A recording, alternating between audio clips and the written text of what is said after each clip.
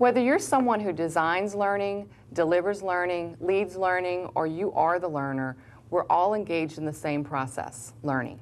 What is learning? Learning is the process of taking in information, reflecting on that information, making judgments on that information, and acting on those judgments. And by that definition, every time we open up an email, we read a magazine, we deliver a presentation, or we watch TV, we're learning. And each of us has a preference on how we do this, and we call these preferences learning styles. These preferences make a big difference in how we learn, teach, and lead. Some of us prefer to take in information strongly by sensing and feeling, and those of us who do enjoy being in the experience, enjoy immersing ourselves in the process, and like to connect to the experience. The rest of us sense and feel also, but we move really quickly into thinking and judging. And there's a big difference between these two ways of taking in information, between sensing, feeling, and thinking, judging. So imagine you've never experienced or even heard about a type of fruit called an orange. And we've got this orange sitting here on the table.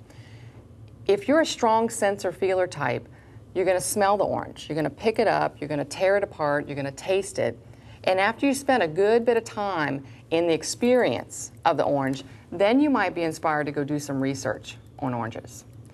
If you're a thinker judger, you'd skip the whole sniffing, tasting, tearing, and you go right online and find out all you could about oranges. And after you read about the oranges and you learn what the experts have to say about them and you figure out, okay, they're edible, then you might decide to taste it. This difference between sensing, feeling, and thinking, judging is one of two major differences in how we learn. The difference is how we take in information. Once we take in the information, we then process the information. And the way we process is the second major difference in learning style. When we process, some of us prefer to hang back and watch. Others prefer to jump in and do. The watchers are going to hang back, they're going to wait and see. They want total clarity on the information before they do anything with it. In a learning situation, they might even seem a little bored if you're measuring engagement by the questions they ask and how interactive they are. And guess what? The doers are bored. That is, if all they're doing in the learning experience is listening to somebody else talk.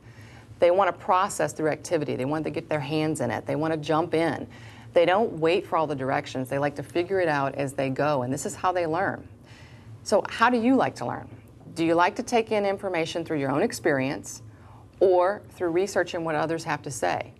Do you prefer to process by jumping in or hanging back and watching for a while?